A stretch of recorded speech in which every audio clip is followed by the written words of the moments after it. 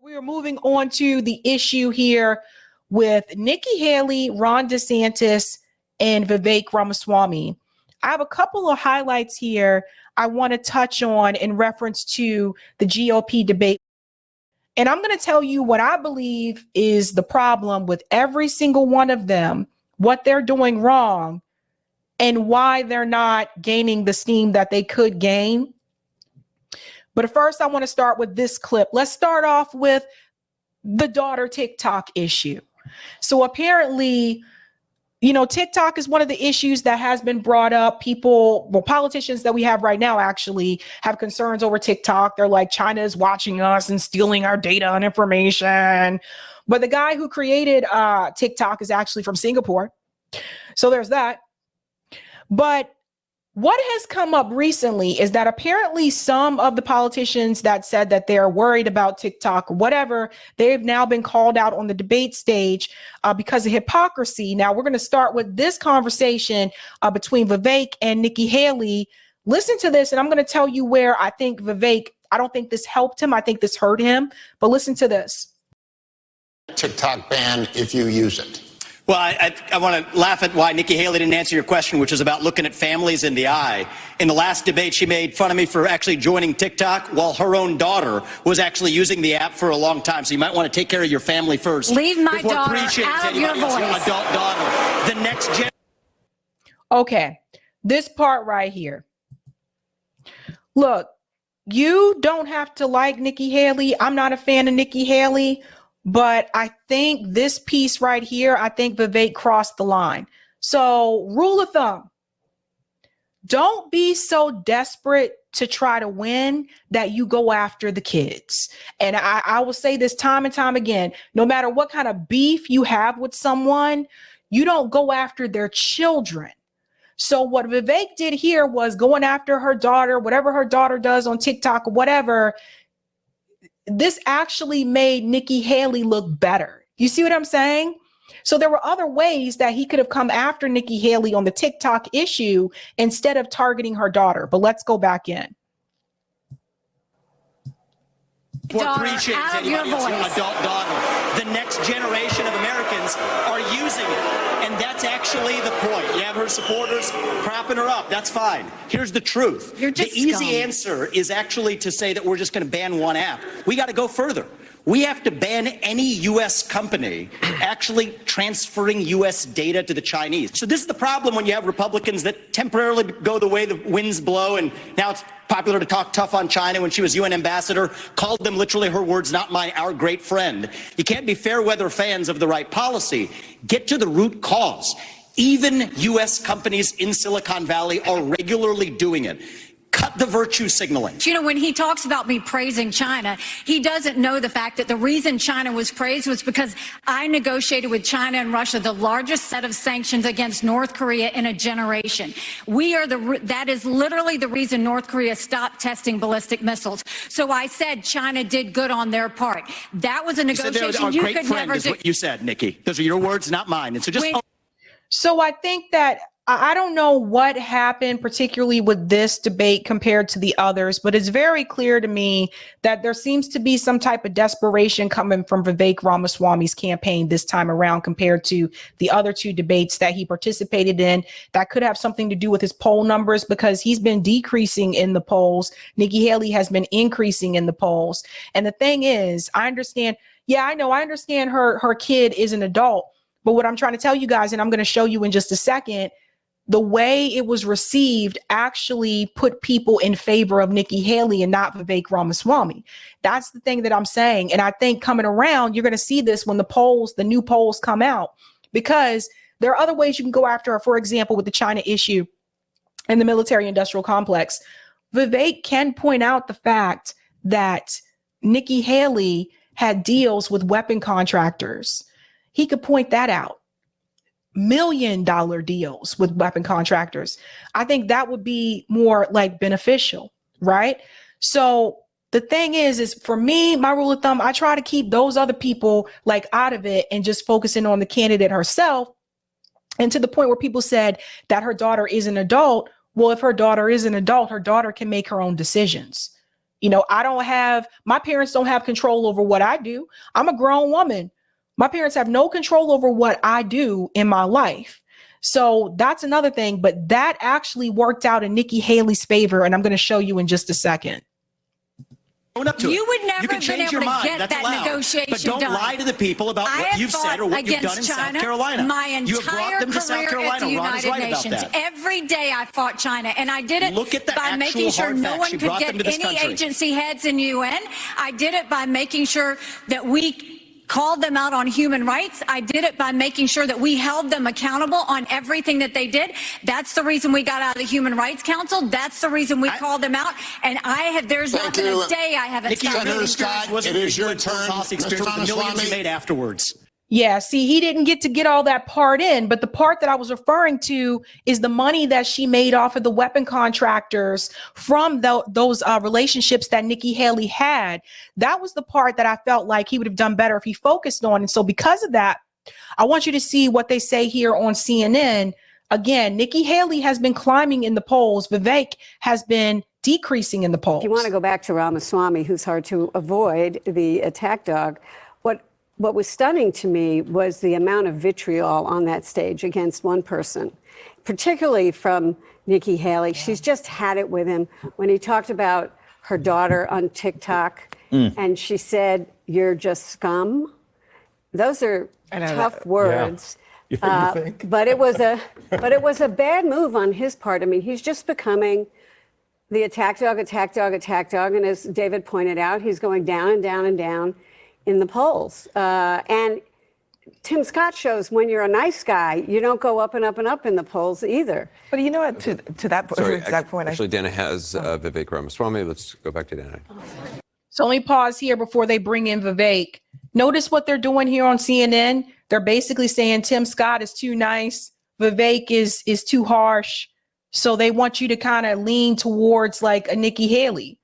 And that's essentially what they're trying to do. I'm going to say this again. I believe CNN would rather have Nikki Haley in office than they would, someone who's running third party independent. They'd rather have them instead of Jill or Cornel West or RFK Jr. They would rather have a neocon in office. Here comes Vivek here. Thank you so much, Mr. Ramaswamy. Thank you so much. We are on the air now. Let's see, where do I even start? Let's start with the way you started at the beginning of the debate.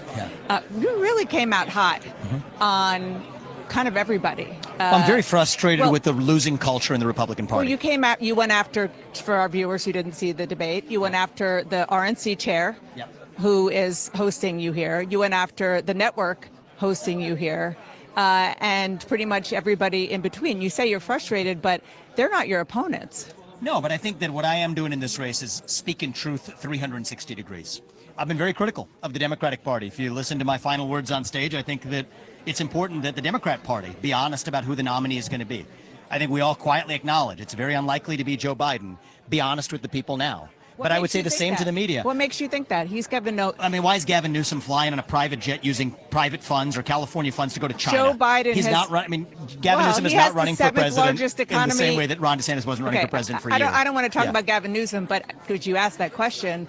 He's like the fifth or seventh economy in the world in California. So, but let's talk about Joe Biden. But what I would say is, to answer your question, because I'm happy to talk about my point about Biden, I just think it's true that Biden is not going to be the nominee. I think that most people in the Democratic Party will quietly acknowledge it.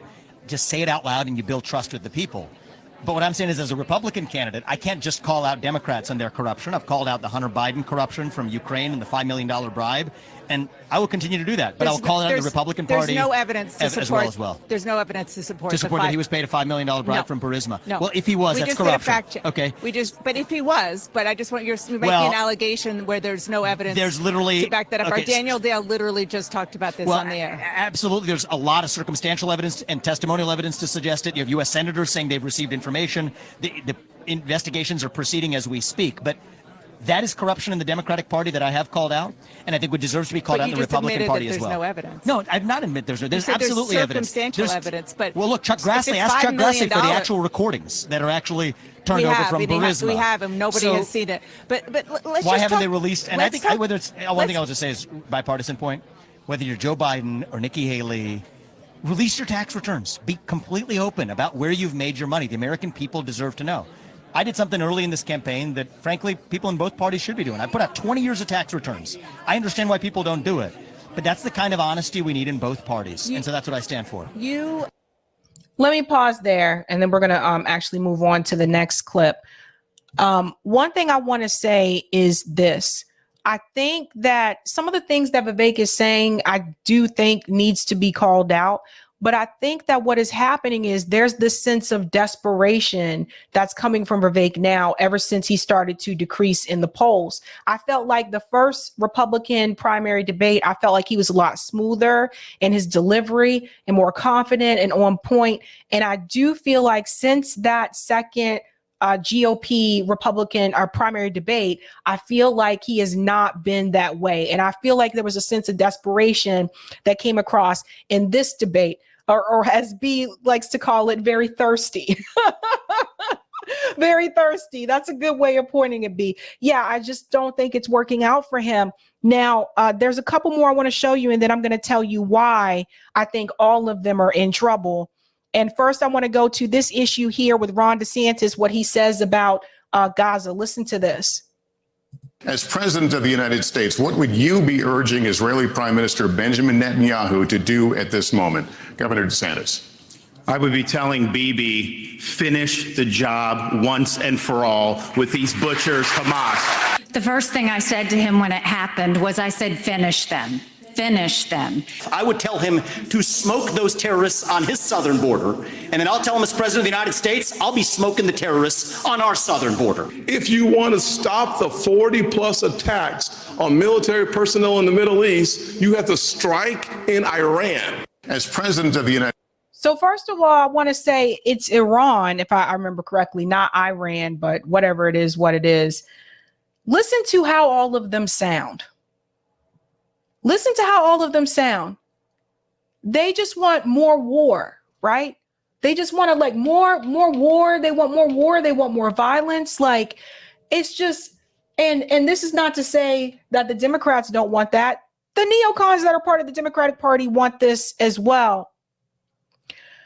But what I have gathered from these debates with these particular groups, right? So you got the Tim Scott's talking about we need to go after Iran.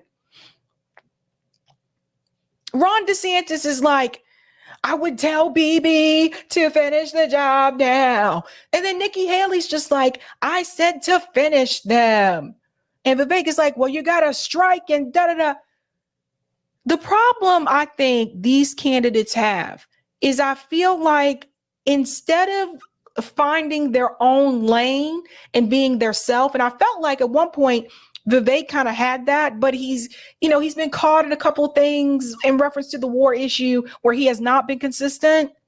I think the problem that they have is that I feel like they're trying to be like their predecessors.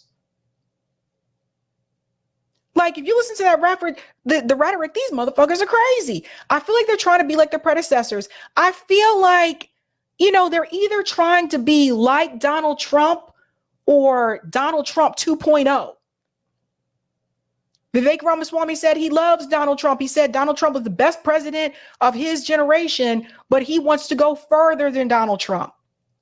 Ron DeSantis was also a big Trump supporter. He sounds way more unhinged with some of the war rhetoric than Donald Trump did. I feel like Nikki Haley is just trying to be like George W. Bush with a mixture of Donald Trump in. I don't feel like any of these people have their own lane.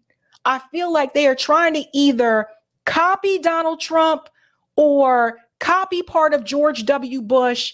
I don't even believe these people are who they say they are. I don't believe they believe any of the things they're saying. That's another thing. I'm not convinced. I'm not convinced that Vivek Ramaswamy actually believes some of the stuff that he's saying. I'm just not.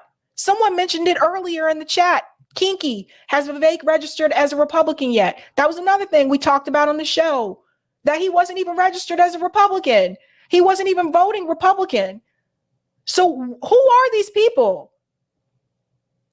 Well, what are they really all about? We get to Nikki Haley. We get to this point here about Ukraine. Listen to this. What is your take on more funding for Ukraine?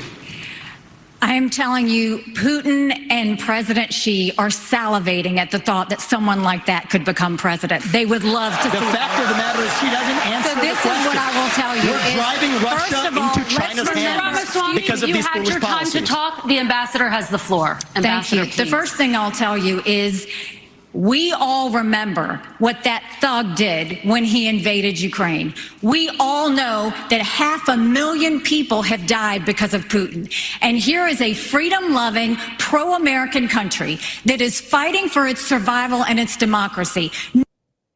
Now, let me go ahead and show you why Nikki Haley is a fraud. So she's willing to call out Vladimir Putin in reference to the number of casualties in Ukraine. I double checked that number, by the way. But Nikki Haley is not willing to call out Netanyahu in reference to the number of casualties of Palestinians in Gaza. And I'm not talking about since October 7th. I'm talking about even before October 7th.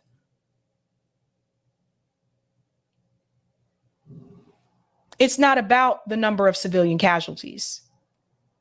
It's about American interest and the military-industrial complex and America remaining to be a superpower. That's what this is about.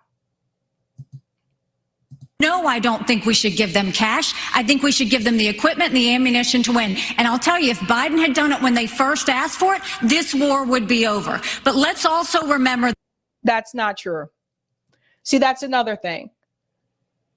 She's willing. She says we need to give them more weapons and more aid. Okay. But that would also cause more casualties. I do not believe that statement from Nikki Haley, that if Joe Biden did this right from the get-go, that they would have won. No, they wouldn't have. Most of us in independent media have been saying this for quite some time. There was no way that they were going to beat Russia.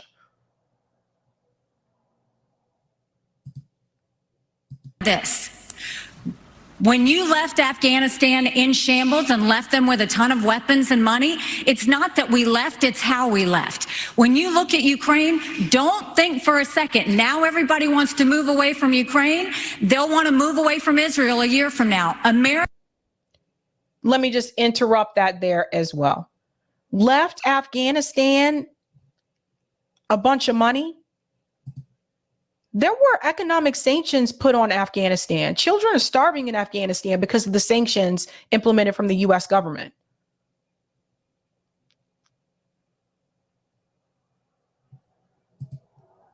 You have to remember who Nikki Haley works for. She supports the military contractors. She has those deals. America can never be so arrogant to think we don't need friends. After 9/11, we needed a lot of friends. Now is the time to get partnerships. This unholy alliance between Russia, Ukraine, and China is real. There is a reason the Taiwanese want us to support the Ukrainians. It's because they know that China is coming after them next. There is a reason Ukrainians want us to support Israelis, because they know that if Iran wins, Russia wins. Ambassador, we have to see the combination of the three. Ambassador. So I just want to add here again, Taiwan is part of China. It's called the One China policy. None of them want to mention that. They always want to leave that part out. And then I want to bring up this clip here about avoiding World War III. Between you and the candidates we just heard on this issue, on what you would tell the Prime Minister? Not in terms of what I would tell the Prime Minister, no. In fact, I would go one step further. The founding vision of Israel was based on the idea that they don't want to depend on anybody else's sympathy or direction in defending themselves. So what I would tell Bibi is that Israel has the right and the responsibility to defend itself. I would tell him to smoke those terrorists on his southern border, and then I'll tell him as President of the United States, I'll be smoking the terrorists on our southern border. That's his responsibility. This is our responsibility. That's how we move forward. But I want to be careful to... You guys see what's happening here with Vivek? Do you see what's happening? Because see, Brianna Joy Brie actually revealed this when she interviewed him on The Hills Rising, that he was like, I'm just about America first and that kind of thing. And no, we need to get out of these wars and da-da-da. But you still have war rhetoric. You're not for pulling out of these wars completely either. You still want these wars to continue. Anytime you sit up there and say you want to smoke terrorists like on our southern border. This is why I don't believe these people. I feel like this is a play and these are all actors. I just don't believe these people are for real. I really don't. I feel like Vivek is acting. He wasn't registered as a Republican. He did not vote. According to the log that was leaked, he didn't even vote for Donald Trump. So I just don't believe this. I think it's a joke, and I think everybody's trying to see if they can be much more harder and badder and meaner than Donald Trump. That's what I feel like this is. So this is not a debate to see who's going to get the Republican nomination for the GOP. We all know that's going to go to Donald Trump. This is just a debate to see who's going to be vice president. And that's if Donald Trump even would consider either one of them. And based on what I've heard, he's not looking at them. Avoid making the mistakes from the neocon establishment of the past. Corrupt politicians in both parties spent trillions, killed millions, made billions for themselves in places like Iraq and Afghanistan, fighting wars that sent thousands of our sons and daughters, people my age, to die in wars that did not advance anyone's interests, adding $7 trillion to our national debt. Pause, because this is something that Tulsi Gabbard did that people didn't catch back in the day when Tulsi was running. Pay attention to the phrase wars that advance our interests. Pay attention to that. That does not mean that Vivek is anti-war. That just means he's against wars that don't advance American interests. Now, why am I saying this? Because I felt like I said this about Tulsi Gabbard multiple times back in the day, and people continue to argue me down and tell me that I was wrong. And now all of a sudden people realize, because she says it loud and proudly on Twitter and on other shows, now all of a sudden people realize, oh my God, I can't believe that Tulsi is not anti-war. But I've been telling people this. Pay attention to the vocabulary that they use. Joe Biden sold off our foreign policy. Joe Biden's son, Hunter Biden, got a $5 million bribe from Ukraine. That's why we're sending $200 billion back to that same country. The fact of the matter is the Republican Party is not that much better. You have the likes of Nikki Haley, who stepped down from her time at the UN. Bankrupt or in debt was her family. Then she becomes a military contractor. She joins the board of Boeing and otherwise, and is now a multimillionaire. So I think that that's wrong when Republicans do it or Democrats do it. That's the choice we face. Do you want a leader from a different generation who's going to put this country first? Or do you want Dick Cheney in 3-inch heels? All right, Mr. In which case we've got two of them on stage tonight. Ramaswamy, thank you. So what he said there towards the end, calling out her deals with military contractors, that's good. You need to say that. People need to hear that about Nikki Haley. The 3-inch heels comment at the end, I would have left out, because see, what's going to happen now is now people are saying Vivek Ramaswamy is sexist, yada, yada. So again, I think the problem with these candidates in particular is that they're not even being their self. They just trying to be like Trump 2.0 and a part of George W. Bush, and that's it. That's it. There's nothing special about them. That's the thing. There's nothing that makes Vivek in the beginning. There was something that did kind of make him stand out, but then he's getting caught up and tongue-tied in some of his own positions. Sorry, but it's real. I'm gonna go to some of the comments. Thank you, Andrew, for the super chat. From the river to the sea, Biden gets no vote for me. West/Stein 2024. A Hill says Nikki is going to end up being the golden child. I think so.